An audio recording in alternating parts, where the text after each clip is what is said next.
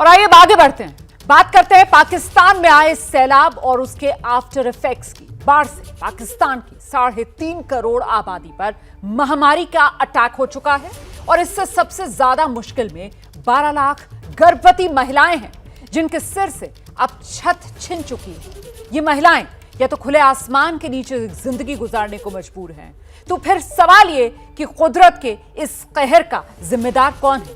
बाढ़ और बर्बादी का ये बम पाकिस्तान पर आखिर क्यों फूटा है? इसी की पड़ताल करती ये स्पेशल रिपोर्ट देखिए आप।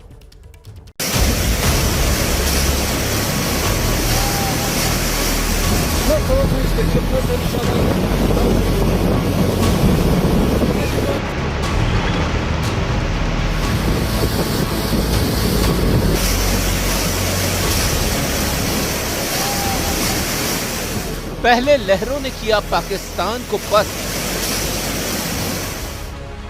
अब शुरू हुए सैलाब के आफ्टर इफेक्ट।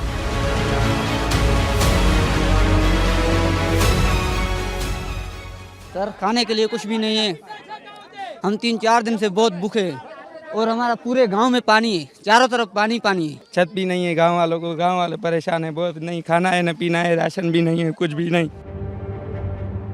आसमानी मार के भंवर में फंसे पाकिस्तान को कुदरत राहत देने का नाम नहीं ले रही। अभी लहरों का सितम थमा भी नहीं कि पाकिस्तान के दक्षिणी इलाकों में एक बार फिर बादलों का कहर टूटने की भविष्यवाणी शुरू हो गई है, और वो भी सिर्फ 48 घंटे बाद। पंजाब के मुख्तलिफ अजला में अगले 4 रोज तक मजीद बारिश मुतवक्के हैं। लाहौर से आपको आगाह कर रहे हैं, PDMA ने अलर्ट जारी कर दिया है। 14 सितंबर तक वक्फे से चंद मकामात पर मूसलाधार बारिश का इम्कान है। 13 और 14 सितंबर को भक्कर, लैया, डीजी खान, मुजफ्फरगढ़ में तेज बारिश का इम्कान है।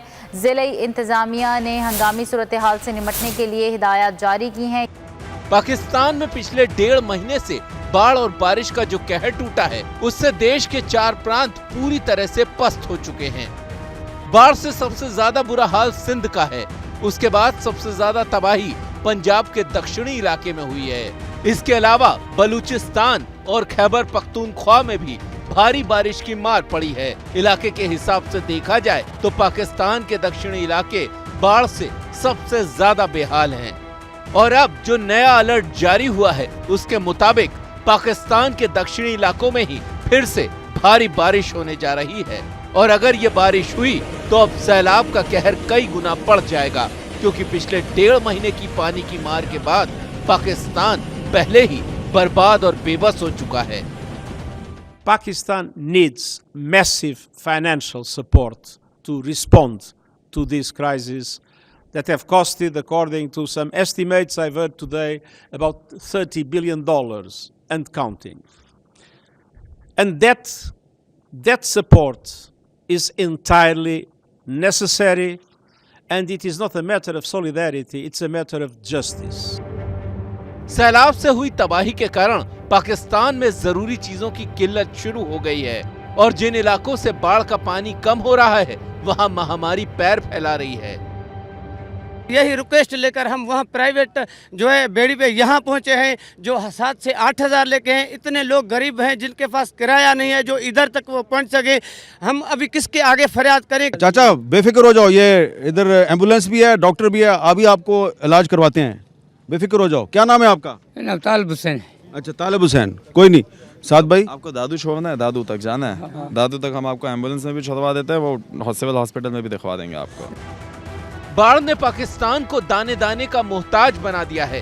अंतर्राष्ट्रीय मदद भी कुछ लोगों तक ही पहुंच पा रही है। खाने पीने की चीजों के दाम में इतना इजाफा हो गया है कि अब 2 वक्त की रोटी मिडिल क्लास के लिए भी मुश्किल हो गई है।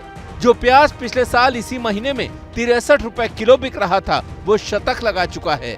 67 रुपए किलो वाला टमाटर 170 रुपए में बिक रहा है। 183 रुपए किलो वाली दाल 322 रुपए पहुँच गई है। तेल जो पिछले साल सितंबर में 314 रुपए लीटर था, वो अब 522 रुपए लीटर में भी नहीं मिल रहा। चिकन 214 से 288 रुपए पहुंच गया है। खाने पीने की किल्लत के साथ ही महामारी का भी अटैक हुआ है। इसमें सबसे ज्यादा मुसीबत में फंसी हैं गर्भवती महिलाएं। स्वास्थ्य सुविधाएं चरमराने के कारण उनकी जान पर बन आई है। शहर तो नहीं से मन सकते असा ना कि रस्ते ना कि कशा सारा पानी असा कि वञूं शहर ना साकू पैर सारे गले लाथन झाग झागते शहर असा मैं कितने दफा तिलकियां दवा इलाज करेंदिया बाद बाल जमते इमे का नहीं जमता 2 महीने पूरे दवा करेंदिया बेटा जाए वाल गए अल्लाह से 4 दिन देते अल्लाह से संभाल गए। गर्भवती महिलाओं पर सैलाब का जो कहर टूटा है उससे विश्व स्वास्थ्य संगठन भी चिंतित है, क्योंकि सैलाब से प्रभावित लोगों में 12 लाख महिलाएं गर्भवती हैं, जिनमें 75,000 से ज्यादा ऐसी हैं जिनकी डिलीवरी डेट अगले 30 दिनों में ही है। ये वो महिलाएं हैं जो सैलाब में अपना आशियाना गंवा चुकी हैं। ऐसी महिलाएं या तो सड़क पर जिंदगी गुजार रही हैं या फिर राहत शिविरों में हैं, जहां महामारी तेजी से पैर फैला रही है और गर्भवती महिलाओं को नवजात बच्चों से जुड़ी कोई सुविधा मौजूद ही नहीं है। मतलब यहाँ पे जितने भी पेशेंट आए हैं उसमें हर पेशेंट को स्केबीज मस्ट है।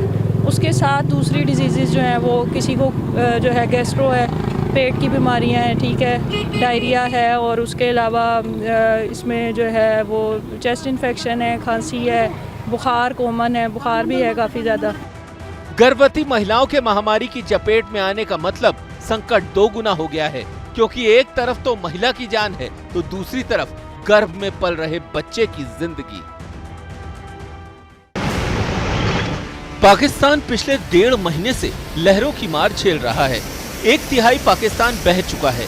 करीब 3.5 करोड़ लोग इस सैलाब के कहर का शिकार हुए हैं। अब सवाल ये है कि पाकिस्तान पर कुदरत का ये कहर क्यों टूटा? इसका जवाब छिपा है यूएन महासचिव के इस बयान में। But Pakistan is one of the most dramatically impacted countries by climate change, in the front line of the impact of climate change. And it is absolutely essential that this is recognized by the international community, especially by those countries that have more contributed to climate change. यूं तो पाकिस्तान में आई प्रलय के कई कारण हैं, लेकिन बड़ी वजह है ग्लोबल वार्मिंग। अब कैसे, ये समझिए। ध्रुवीय देशों को छोड़ दिया जाए तो पाकिस्तान दुनिया में सबसे ज्यादा ग्लेशियर वाला मुल्क है। यहाँ करीब 7,253 ग्लेशियर हैं।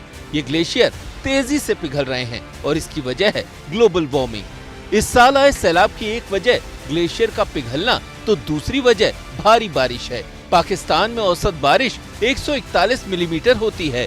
2021 के मॉनसून में ये 125 मिलीमीटर थी, लेकिन इस साल सिर्फ 2 महीने में 360 मिलीमीटर बारिश हो चुकी है।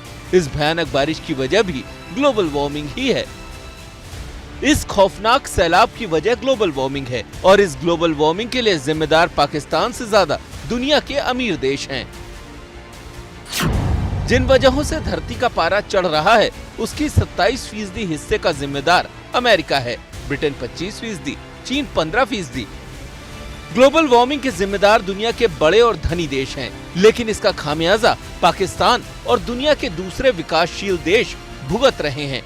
यही वजह है कि यूएन महासचिव को भी ये कहना पड़ा कि पाकिस्तान की मदद करना उन देशों का फर्ज है जो दुनिया में ग्लोबल वार्मिंग के लिए सबसे ज्यादा जिम्मेदार हैं।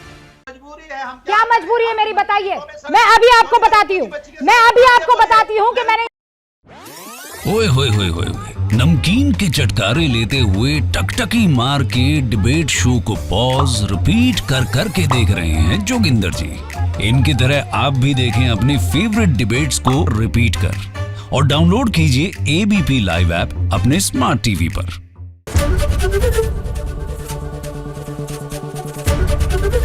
एबीपी न्यूज आपको रखे आगे।